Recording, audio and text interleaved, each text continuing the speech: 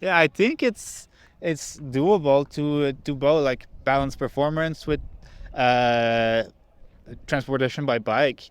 And also, what I'm trying to show is that okay, maybe it's not the most optimal setup, but I think it's about redefining excellence. What excellence means in our context, which is climate crisis.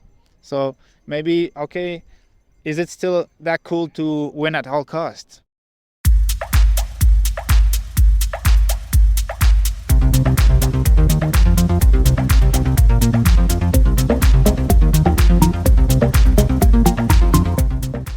Welcome to the Canadian Cycling Magazine podcast. I'm Matthew Pioro, and with me is Matt Hansen. Welcome, Matt. Greetings. How are you doing? Super. How about you? It's good to have you back. I missed you. We haven't missed any. I was away, but we haven't missed an episode. So this is That's what I meant. Away. This is seamless to our listeners. Well, I missed you in the office. I just want everyone to know. Oh, that's sweet. And welcome, Jake. Hey, thanks again for having me back. Good to see you, fellas. Good to see you.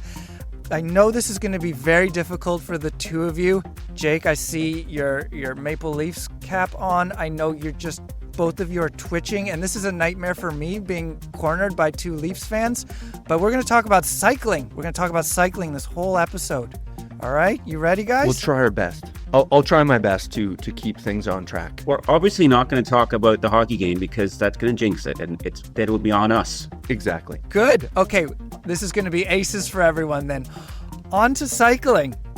Man, the Senators suck, though, huh? What a joke of a team. In this episode, I speak with two gravel racers at the top end of the discipline. They are racing some of the biggest events of the year, and I'd say they're doing almost alternative racing in the sense that their programs are very DIY. These guys have had to put a lot of hustle into putting their seasons together, and they've each approached it differently, their own programs differently. These racers are Andrew L'Esperance and Alexis Cartier, and we're going to hear from them very soon.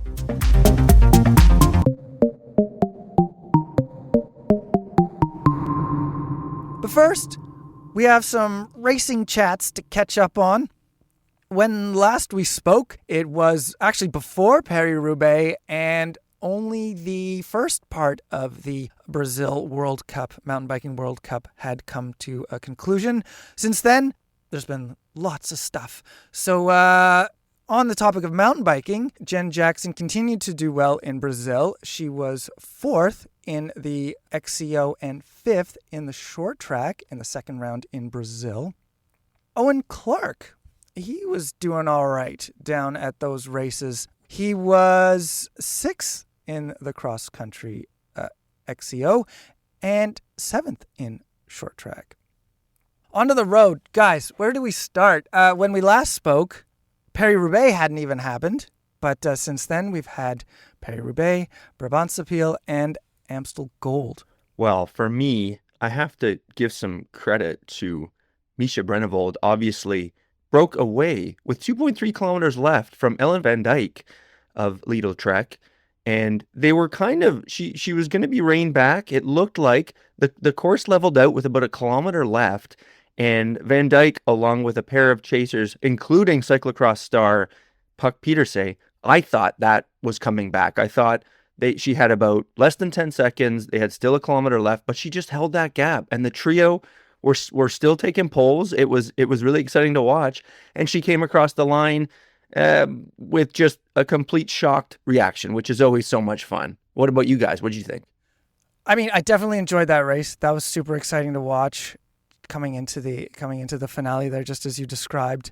And then also in that race, what was fascinating to watch was the group behind them. We saw Lorena Wiebes picking up minor places, I guess, staying just ahead of Alison Jackson. Alison Jackson couldn't beat the best sprinter in the world, but did battle valiantly. And in that mix was Mara Roldan. Matt, what can you tell us about this young rider on Team Picnic Post NL who's from or was born in Whitehorse?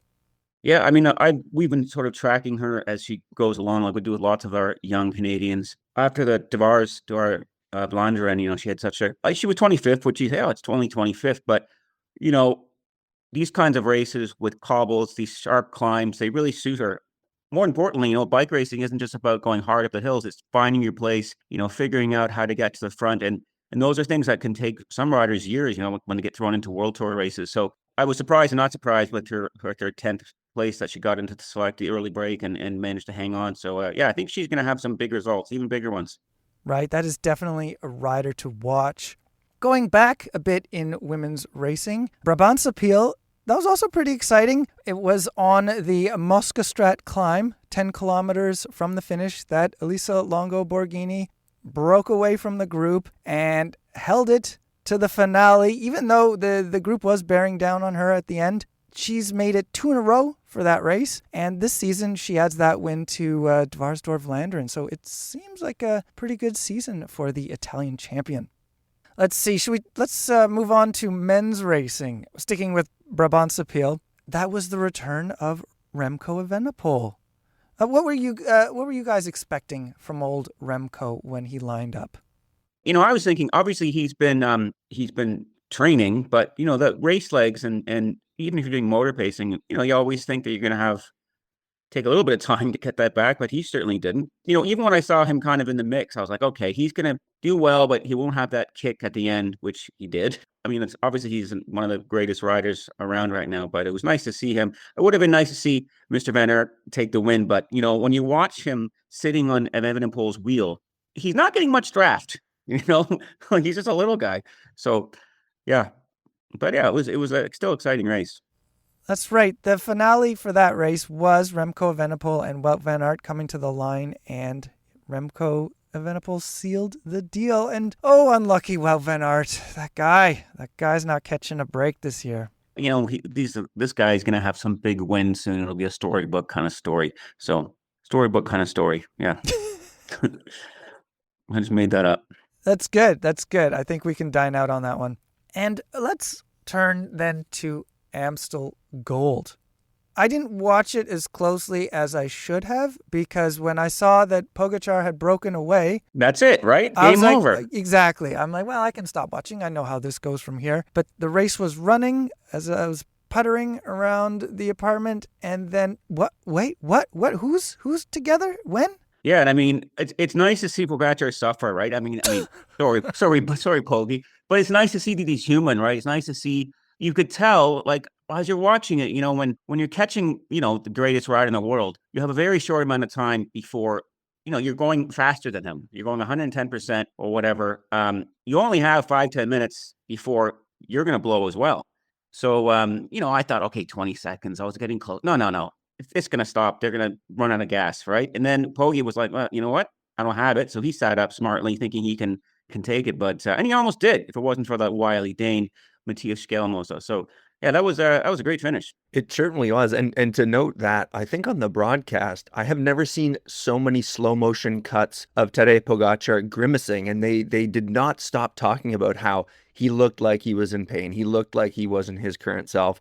And then to pivot that with the amount of talk about how arrow Remco was and how good his position was and how much power he's saving. And I love when he caught Tadej, or the group of them caught and went right through him. And just like this, it was on. It was fantastic.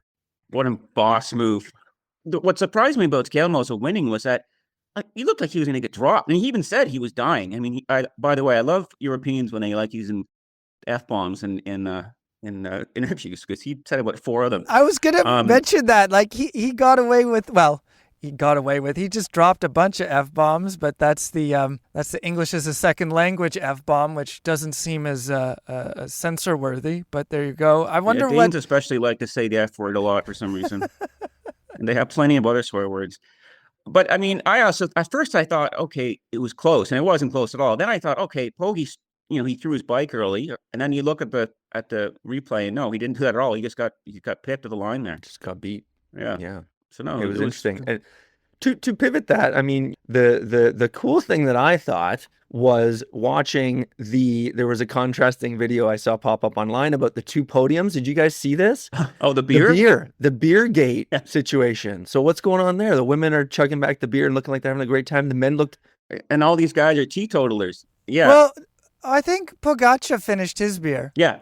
And in fact, Stelmos even said that, and I read a Danish article saying something like, I don't drink in public, whatever that means. But and we know Remco doesn't drink, but he thought it was just how Poggi was so cool and chill and downed it. He actually, his whole attitude up there sort of impressed him, and even more. And he's also, first of all, he's like, I can't believe I won a podium with him. I can't believe I beat him. I mean, that viral video of him saying, I think I won was pretty incredible. He couldn't believe that he beat these guys. It was super fun, and I can only imagine though, Pogačar was chill, had his beer, but I'm pretty sure he's really ticked off. He's a fierce competitor. When I saw him at Quebec, at the Quebec Grand Prix, where he finished 7th, he was livid at that performance. So I appreciate both of those emotions. Like I said, he's a fierce competitor, but then at the same time, he's still a professional. He still presents that happy-go-lucky guy, maybe downing a beer on the podium. Yeah, it was pretty funny. They had to do the photo op for Amstel, and then as soon as the cameras were down, they put them down. But I think last year Remco took a sip at least. I mean, the race is you'd think paid for by this beer company. Like you're kind of being pressured to down some beer, which is maybe problematic to begin with, but this is bike racing, I guess. Yeah, it's not like it's a cigarette company, at least. Yeah, imagine lighting up a Camel on the podium. That would be amazing. Sorry, guys, you gotta have a dart now. You have to, yeah. You can't just have a puff. You have to finish the whole cigarette. Oh, exactly. Down to the filter, sir. Down to the filter. Let's go. Come on, you cyclist. Show me what you're made of. Right. Oh, yes. Marge's sisters from The Simpsons would be the spokespeople. Yes, that'd be amazing. The smokes people? All right. So as Matt mentioned at the top, I was away for a bit. I went to Sea Otter, and that's I don't even know what to call it. It's an expo. There's races. It's got a very festival-like atmosphere. It's in Monterey, California, and actually I don't even remember what year this is. It's like the 30th year, or around more than 30 years of making people stoked on bikes at the start of the season. For me, it was a great opportunity to talk to a lot of brands and see a lot of cool stuff. And then I also snuck in some chats with athletes. Oh, and I saw writers that work with us. So yeah, it was a very good event to attend for sure. Did you ride the corkscrew? I did not ride the corkscrew. I did have my bike with me, but I did not bring it to the event itself. All my riding was sort of extracurricular to that event. Were people talking about tariffs a lot? Oh yeah. I mean, that was like every conversation veered towards that. And even though it's occupying a lot of headspace, of course, of everybody in the industry, there's also a certain shrug of the shoulders because no one can plan. It's just too bonkers right now to strategize. One person I was speaking to kind of said, well, at least we're all in the same boat together. But it's actually not that easy because definitely some brands are going to be affected more than, or might be affected more than others. There's one small company I spoke with who one of the principals said to me, quite frankly, depending on how this plays out, it could totally ruin me. Like it could just shut down my whole operation. There's no way I could go on. There's this simmering anxiety amongst the sunshine and racing and everybody being just naturally stoked on bikes. But yeah, there's just this simmering unknown that was lurking throughout Sea Otter. A couple weeks ago, we were talking about you going down to Sea Otter and maybe there was going to be some funky tech, maybe some extra huge wheels that we're not familiar with. Did you see any of that? What's the report back on the big wheel craze here? The big wheel craze that was first leaked or shown from the Taipei show, where there was a 32-inch mountain bike wheel. I actually had some really good conversations about that on background, which means I can't tell you or listeners the details, unfortunately. But I'm trying to think what I can say publicly on the record. There is serious interest in those wheel sizes in the industry, and there's investment, and we are going to see a lot more in the mountain bike space. in the next few years. I think that's all I can say without getting into trouble. Appropriately vague. Appropriately vague. If I was a shorter rider, I'd be very nervous right now. I don't know. I mean, there was a lot of nerves and anxiety when 29-inch wheels were coming into the mix. And I think we've just heightened that amount of anxiety by about, 3 inches, right? There are 29-inch wheels in mountain biking now? When did this happen? Oh, my goodness. Someone needs to put Matt in a full suspension or something. Next thing you know, you'll say there's some disc brakes or something on road bikes. That'd be crazy. The cables go inside the bikes now? Yeah, okay. I'm very up to date. Thank you. You are very up to date. Did you see anything really aero that was wacky? I like your question. You know I did. Yeah, that the Strom Racked aero bike. It's Strom is a smaller brand, but it's made. The company has made this. It's everything you think aero should be. You're not looking at the bike going, oh yeah, that's a really blunt down tube, but I guess it's aero because it's working at the system. You're like, oh wow, this is crazy skinny. Sure, I see how this is aero. And it's crazy skinny. It's got the bayonet head tube. I spoke with one of the folks behind it, Dave Cosell. He's worked in the industry for years at Felt and Roval, and he invented the bayonet head tube setup and steer. So it was cool to see that bike. It was kind of bonkers. It's like Batman's aero bike kind of thing. I saw you caught some of the gravel race there too, right? Not as much as I would have liked to. I caught the start of the men's race. There's just so much going on that you have to stay focused with what your plan was when you got there. But I'm like, okay, I have a few minutes. I'll go see the start of the race. And I saw them take off up the raceway there, but then I had to rush off to a meeting. But it was cool to see that. And it was the day after that I did speak to those two riders, Andrew L'Esperance and Alexis Cartier. So much going on. That's just scratching the surface. But yeah, Sea Otter, it's a very cool event, which I recommend to anybody. It's not just for industry folks. It's a great event for any enthusiast of bikes. But let's now pivot to our feature interviews. And the first person I want to focus on is Andrew L'Esperance, Lespi. He has been riding bikes for a long time. I think of him more as a mountain biker. He thinks of himself more as a mountain biker. He reveals in this interview that what really speaks to him right now is mountain bike marathon events. But he is very much evolved to be a racer of the moment, of the times. So he was there racing the gravel event at Sea Otter, which is part of the Life Time Grand Prix series. And he was also there with Sean Fincham, his teammate. Andrew calls it a private team, fusing privateer and team, because they work together, he and Sean Fincham, and they have some dedicated support, but they're really putting things together themselves. You were mentioning, Jake, you've heard the interview. You were kind of stunned how Lespi showed up with some incomplete bikes to Sea Otter. Yeah, it really hammers home the idea of a private team. You've got to be maximizing all of your skills. So if you're a great bike racer, that's great. If you're a good bike mechanic, maybe up your skills. You know, if you've got to put together a bicycle while you're being interviewed by the Canadian Cycling Magazine, that's life. I mean, this is the challenging future that a lot of cyclists are looking towards. Well, it speaks to the challenge that not only L'Esperance faces, but all these privateers face.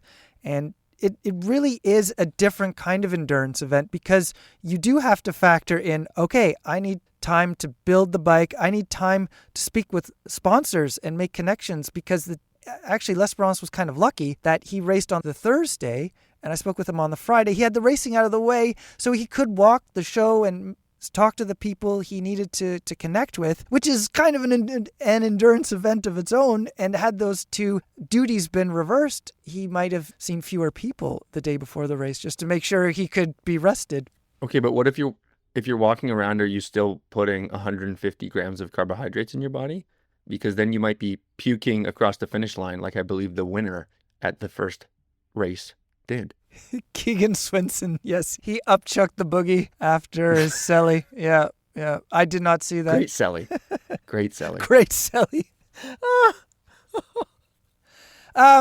we should, returning back to Lesby, I do want to note, just expand on one of the things that he gets into in his interview. Back in 2017, he and Sean Fincham, Evan McNeely, as well, started a project called Forward Racing. This was at a time when basically the three of them were privateers, and they had to pool their resources and their abilities to set up a program for themselves. And that ran for at least 2 years. And in a way, Lesby and Fincham have returned to those forward racing, that forward racing ethos, however, with much more experience. And but yeah, this private team is in full swing for the year. So with that, let us hear my interview with Andrew L'Esperance. Oh, wait, before, one of you just joked that he was working on his bike as I interviewed him. It may sound like that, but we were at the Ride Wrap tent. There were people trying to dent bikes by throwing, or chip bikes by throwing, I think, pebbles or rocks at a frame. So you hear some of that maybe. But that's where we were. So you hear the true hubbub of Sea Otter in the background. Let's have a listen. Andrew L'Esperance, it's good to see you here at Sea Otter. We are speaking the day after you did the gravel race. You were 13th, top Canadian. Congratulations. How was the race for you? Yeah, it was a good race. It was a bit of a unique race in that typically at Sea Otter we race mountain bikes, race flat bars, and I've been coming here for, I think this is my 13th Sea Otter. So it was always UCI mountain bike racing, and it's evolved over the years. Fuego XL last year, and this year it changed to the gravel race. And yeah, it was definitely an interesting experience. We had a huge field, I think 140 starters, which is awesome to see for this endurance scene in the US or in North America. And yeah, the race went well. I was dangling off the kind of front group of 10 a little bit during the day, but clawed my way back several times, and in the end finished up 13th, which is not a bad start for the gravel season and my gravel season in North America. Tell me a bit about the course, because I saw the start and you guys are on the racetrack, like the for cars. It's nicely paved. But then what are the other surfaces you faced during the race? Yeah, definitely a little bit of everything. At Ford Ord National Monument here, like it's a lot of gravel roads. There's some single track, kind of sandy stuff, loose over hard gravel. And then obviously like on the Laguna Seca racetrack, it's tarmac. Started up the tarmac and then a quick 180, and then we were kind of out into this pretty wild twisting descent that, we were probably rolling between kind of 50, 60K an hour on a loose gravel, slightly wider than double track descent. And going into the race, that was definitely a key feature. Like, off the start, everyone keen for positioning. That was definitely going to be a sketchy spot, and made it through fine. So that was good. And then that was a good stress relief once we got to the bottom. And then, the racing kind of started, and super punchy out there, like not a ton of long climbs until the very end up Lookout, but lots of punchy ones. And the first lap was super fast. Then it settled a little bit, but overall just like pretty full gas day. You were 13th. Number 14 was Sean Fincham, your teammate. Now, you guys have what you jokingly referred to before we got on mic as a private team. Last year you were on Max's Factory Racing.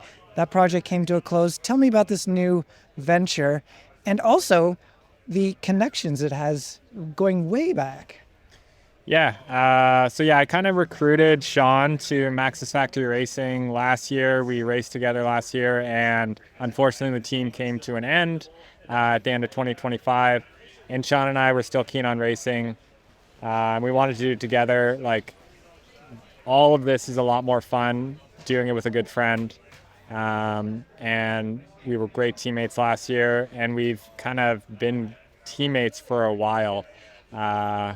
We used to, back in the day, Evan McNeely and I actually started a team called Forward Racing, and we brought Sean on as I think when he was coming out of junior. And Forward Racing for him was sort of like the bridge between, where he was just getting, a deal on a bike from a bike shop or from a bike brand to getting that factory support. So the time on Forward Racing bridged the gap to get him onto Norco factory racing. So obviously that was an important part of his career, and we've been really good friends ever since, and kind of a cool opportunity to roll back into this Forward Racing thing together this season. And definitely not easy pulling together a program like this.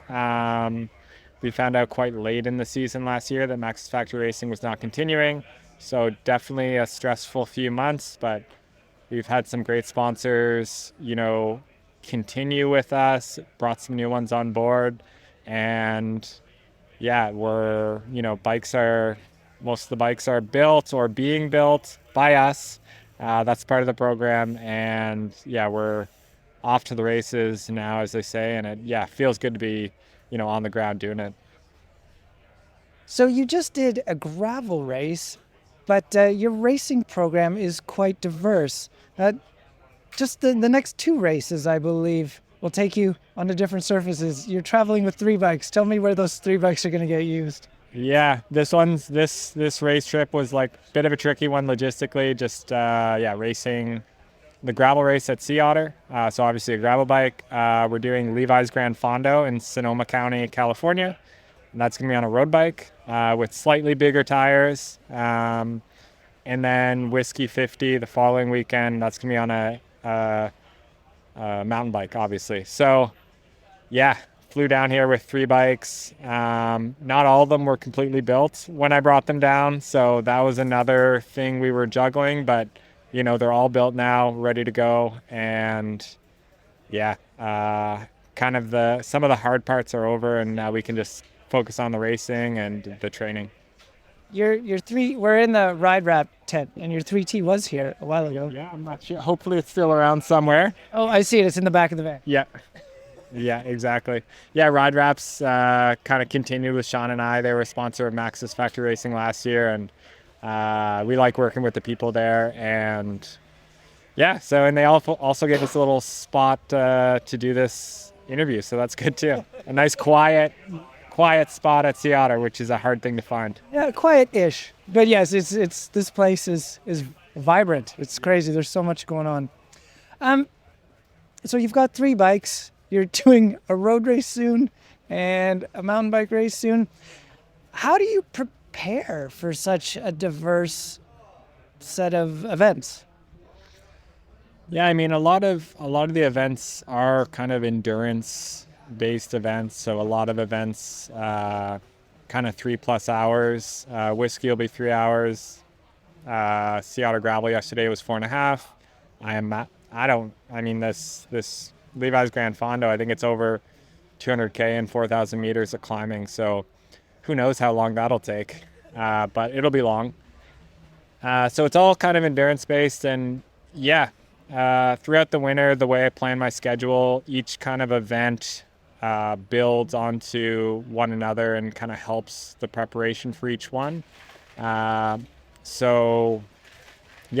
season kind of started early on with a volume camp in Australia we went to Australia for the month of January. I went with my wife, Haley Smith, and we did a 8-day bike packing trip in Tasmania. So that was a big volume week. And then we were racing rattle gravel at the end of January. So I kind of peppered in a bit of intensity. And then back home for the final prep for Cape Epic. And that was sort of an overload, high intensity, kind of get ready for the main part of the racing season trip, and obviously get to experience a really cool event. And then, now we're kind of into the first 3 biggest races of the year for me. Hopefully kind of the fitness and form continues to build from here into the next two. Your partner at Cape Epic was Rob Britton, another rider who's diverse in his disciplines. And had you ever ridden with him before in that capacity as a pair on mountain bikes? Never on mountain bikes, but we did do a tour together last year in the month of, or at the beginning of January, where we rode from the most northern town in California down to LA. So it was like almost the entire coast ride. But we did, I think it was like 1,500K over 8 days. So it was like properly big, and did it point to point, kind of point to point training camp style. So we got to spend a lot of time together, a lot of suffering together. And he was definitely a great partner for Cape Epic. Not his, he comes from the road. That's his main career. I grew up mountain biking, so some of that was, a big learning curve for him, and props to him for just having the courage to like honestly try something new at literally the biggest mountain bike stage race in the world. And he crushed it, and learned a lot from that event. Great training, and can't wait to go back. You're going to go back? Yeah, 100%. Like the moment I finished, I'm like, okay, can't wait to get back. One of the things I've heard or read and learned from Cape Epic is like getting sick is often a thing that can derail your adventure there. But you guys were super careful about that, weren't you?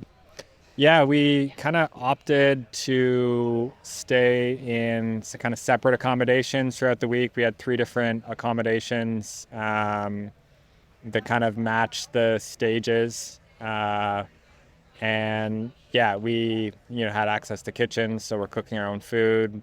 And then, when we were at the race venue, just trying to limit our contact with the race village, just because, when you put 1,500 people all together, pushing themselves to the limits, everyone's kind of defenses are a little bit compromised, and it's a little bit easier to get sick. So part of getting through that event successfully is not getting sick. And I did have a little bit of a brush with a small little gastro thing on the second to the last day, but it was thankfully like pretty fast moving situation, and was fine to finish the race. And overall it was an amazing experience at Cape Epic, and it's really cool to see the strength of the marathon mountain biking scene down there. It's kind of unlike anything I've seen, and unlike what we have here in North America. And that's truly where I would say that's where my heart is. Like it's definitely grounded in mountain biking, and when I get to do those events, it's my favorite. And can't wait to go back. What other events are you looking forward to in the season? It feels like it's still early, and so what are other big goals or just events that you're looking forward to this year? Yeah, after this one, the focus will be prepping for Unbound. I really love prepping for that event just because it's so big. There's so much that goes into it, both on nutrition, training, equipment. It's just really interesting. And the nice thing about that is it gives you it's a nice little boost of training for the rest of the season. So if you do a good Unbound block, you don't overdo it, you're kind of set up for, June, July pretty well. And then obviously the race, it's the biggest gravel race in the world, so it's really cool to be part of. Otherwise, BC bike race is on my schedule again. Marathon, mountain bike national champs, marathon, gravel national champs, hopefully marathon world champs. Is that in Switzerland? That is in Switzerland. That's going to be a pretty bonkers course. I think it's something like between 100 and 120K, but 5,000 meters of climbing, which is, whoa, it's going to be crazy. But yeah, I love racing in Switzerland. I've raced the Swiss Epic before, so it'll be pretty cool to go back there. Well, Andrew, thank you for your time. This sounds like a very cool adventure. All the best of luck in your private team and all these adventures that lie ahead for you. Thank you very much. Cool. Thanks a lot, Matt.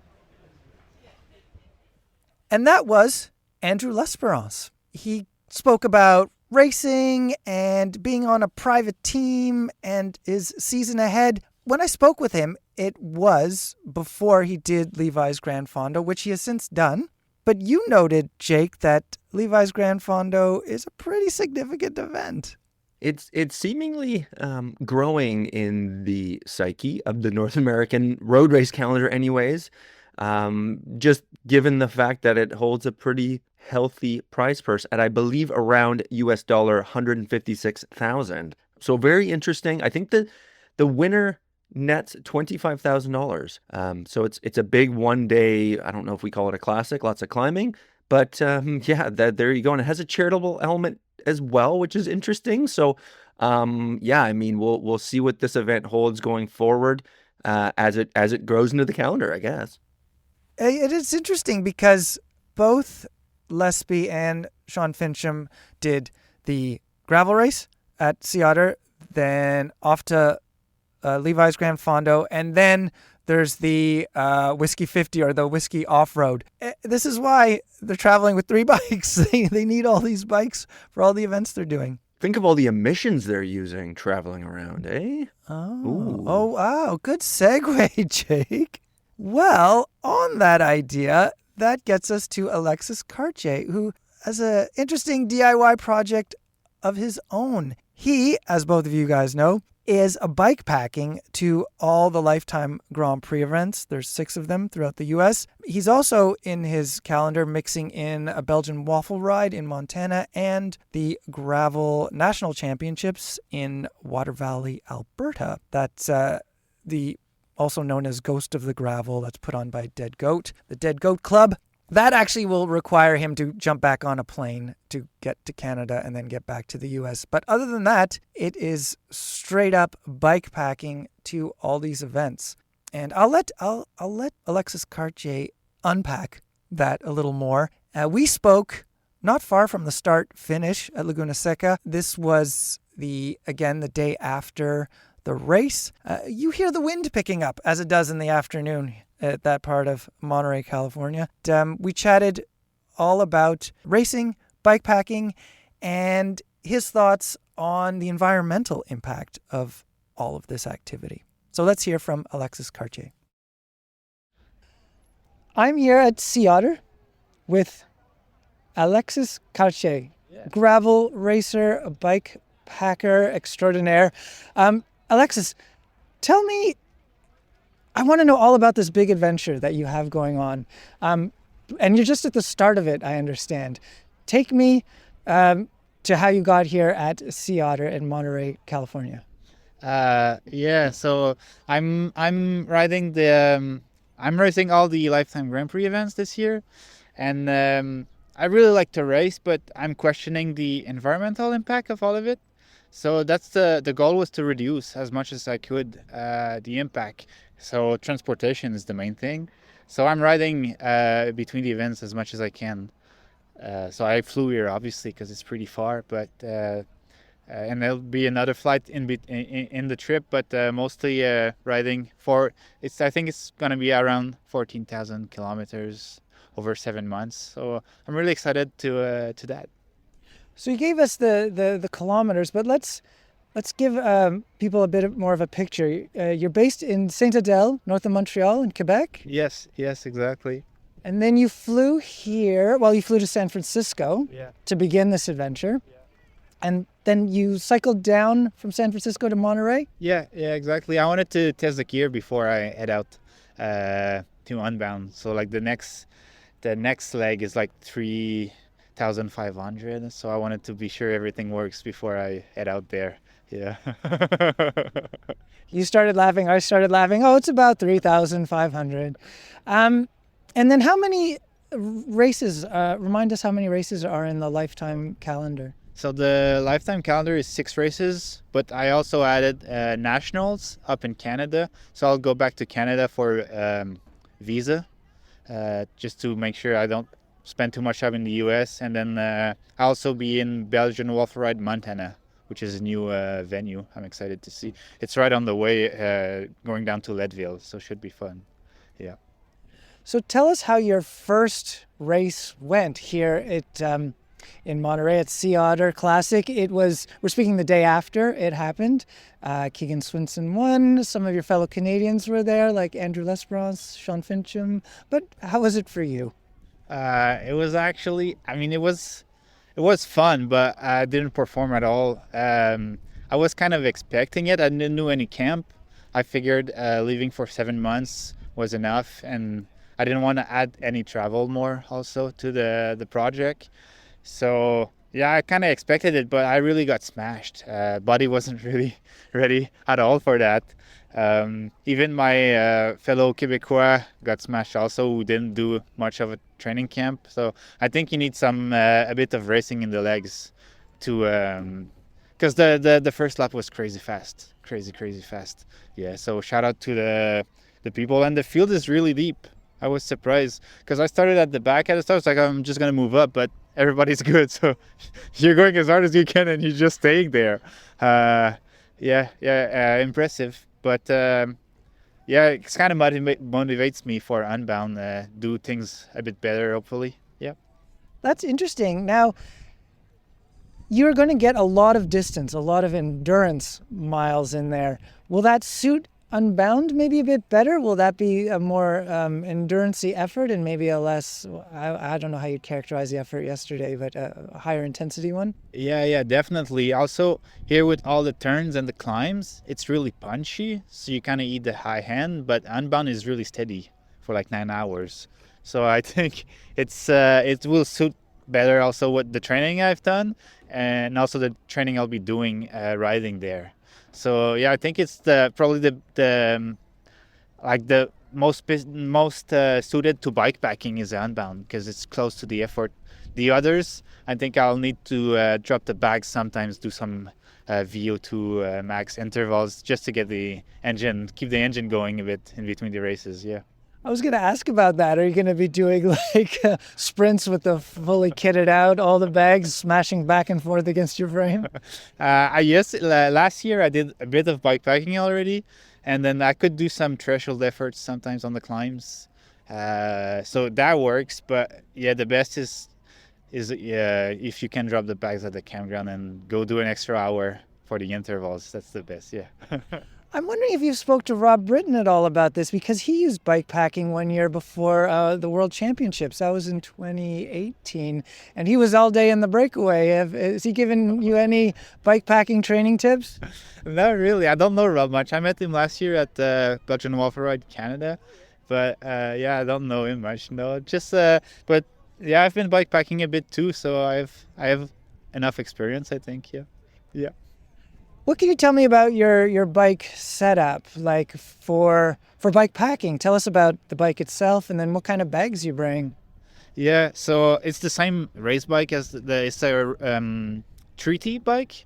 I'm using the Ultra, which is optimized for tires around 55 millimeters on 650B wheels. So far I really like it. It's quite nimble with the big tires, and it's really useful to have a bit of a cushion with all the bags. So this is the bike, and then I'm using Oldman mountain racks. I've used them last year, and then I reached to them, so they're supporting me with material this year. I really trust them. They're really, really rock solid, and then you can fit them on the through axle, so you can fit any bike pretty much. So this is good. And then RKL bike bags from Sherbrooke. I was even a designer there in the past. I worked there as a seamster and a designer. So it's really cool. I'm riding some of my bags. One of the Burrito bag I designed from scratch. So that's really cool to be riding those bags, and they're really durable also. So I'm excited to ride the Canadian products.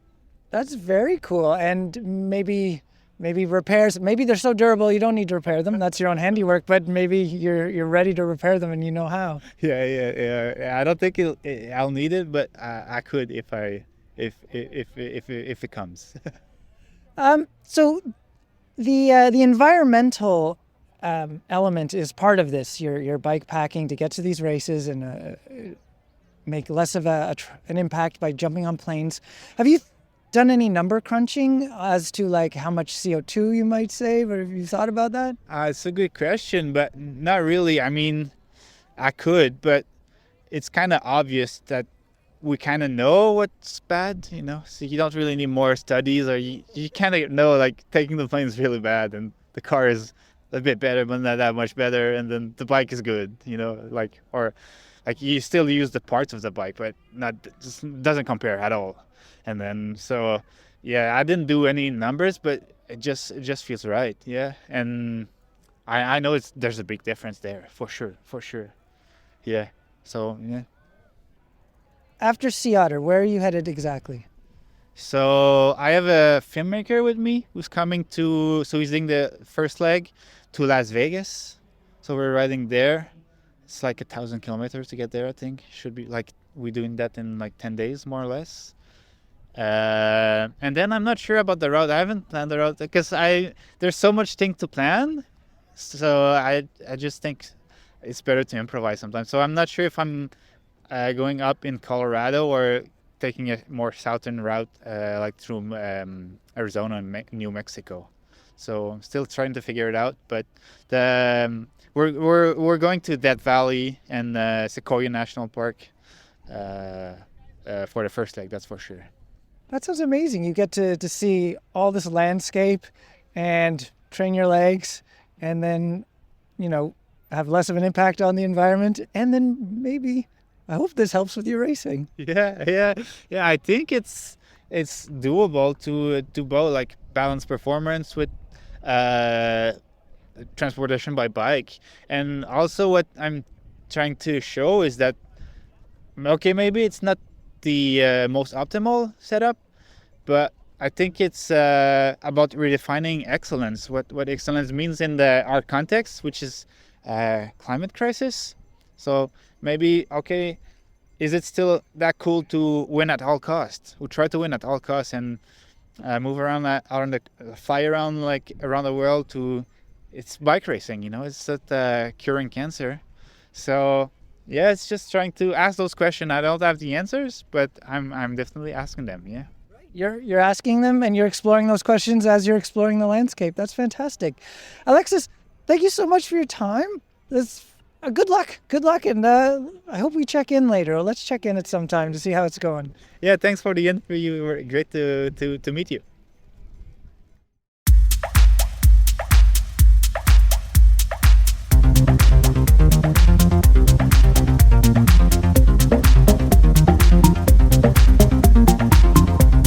And that's the episode. It is written and edited by me, Matthew Pioro. I had help from Matt Hansen. Thank you, Matt. You're welcome. And thank you, Jake. Thank you for coming out to the pod once again. Always a pleasure. Thanks for having me. This episode of the Canadian Cycling Magazine podcast is produced by Adam Killick. He also does all the music. Thank you, Adam. Also, thanks to Ontario Creates for its support. One of the things, guys, that really struck me from Alexis Cartier's interview was his phrase, redefining excellence. That just brought it all home to me. It's like, what does it mean to be a bike racer, and what does it mean to get to all these things, and at what cost? And what is excellence in the midst of this project that you've laid out for yourself? Is it just wins, or is it a bigger picture view? Yeah, and I think it's realistic. I mean, if you're cynical and borderline mean, you could say, well, he has no chance of winning anyways, so he's not going to say he's going to go win and he's going to do his thing. It's more about the story behind it, and obviously with all these film crews following these cyclists and it being so important to tell the story of what these people are doing, I think that in and of itself is his success, is his ability to tell his story, which is really cool. And it's great, and I hope more people do it with him. And maybe next year there's a race outside of the race and they're all racing to the races. I like that. But this doesn't necessarily preclude a podium success either. Maybe he's going to find the special mix of endurance and high intensity efforts on climbs that will set him up nicely for one of these Lifetime or other gravel events that he's targeting. Oh, I should also mention, he is not going to do Leadville on his gravel bike. There is a mountain bike that will be shipped for his actual mountain bike races. He's still working on that logistics. Good call. Yeah, and I mean, I love the fact that he's basically built half of the bags he's using too as a previous staff from Arkell. It's a really cool story. All right. We will follow that in the weeks and months ahead as he ticks off kilometers. I think as we're recording now, he's just getting into Las Vegas. All right, gentlemen, let's wrap it up there. We'll talk to you later. Thank you, everyone, for listening. Please rate and review the show. Ride safely, and we'll talk to you later. And go Leafs go. For Pete's sakes.